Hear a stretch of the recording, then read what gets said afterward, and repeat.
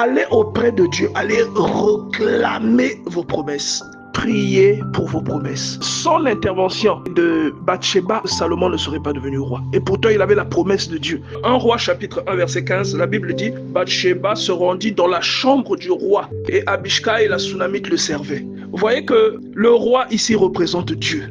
Et Bathsheba, c'est l'intercesseur. C'est la personne qui prie pour quelqu'un. Verset 16, Bathsheba s'inclina et se prosterna devant le roi. L'attitude avec laquelle tu viens devant Dieu pour prier pour quelqu'un va faire que Dieu te reçoive favorablement. Et elle lui répondit, mon Seigneur, tu as juré devant ta servante par l'Éternel ton Dieu en disant, Salomon ton fils régnera après toi et il s'assiera sur ton trône.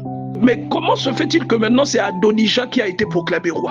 Il est important que nous prions les uns pour les autres. Sans l'intervention de Bathsheba, souvenez-vous que Salomon ne serait pas devenu roi. Et pourtant, il avait l'approbation de David. Mais son frère Adonijah a tenté de faire un coup d'état.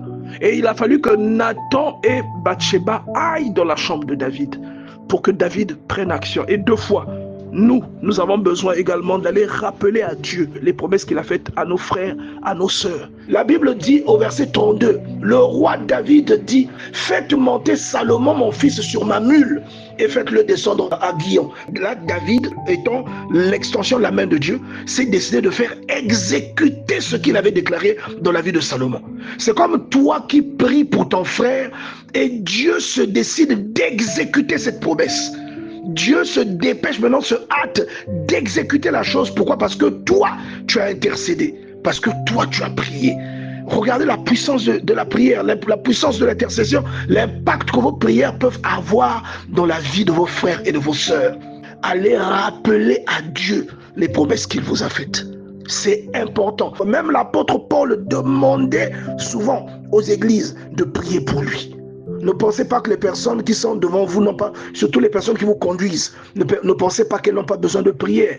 Priez pour vos pasteurs, priez pour vos conducteurs, priez pour vos pères dans la foi, priez pour les églises, priez les uns pour les autres, bien-aimés. Dieu vous a donné des promesses, mais dans les promesses, il y a votre participation. Dans Exode chapitre 3, Dieu a donné les promesses, il a donné les moyens pour que les promesses s'accomplissent. Mais ce sont les enfants d'Israël qui ont travaillé, qui ont marché, qui se sont battus contre les Amalécites, contre les Édomites, ils ont parcouru le chemin, ils ont fait des choses pour que les promesses arrivent à accomplissement.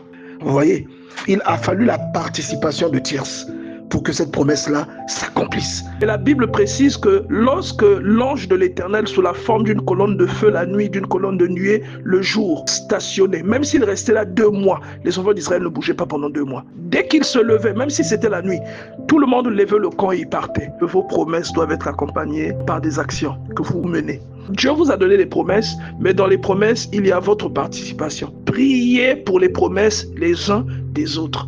Allez rappeler à Dieu.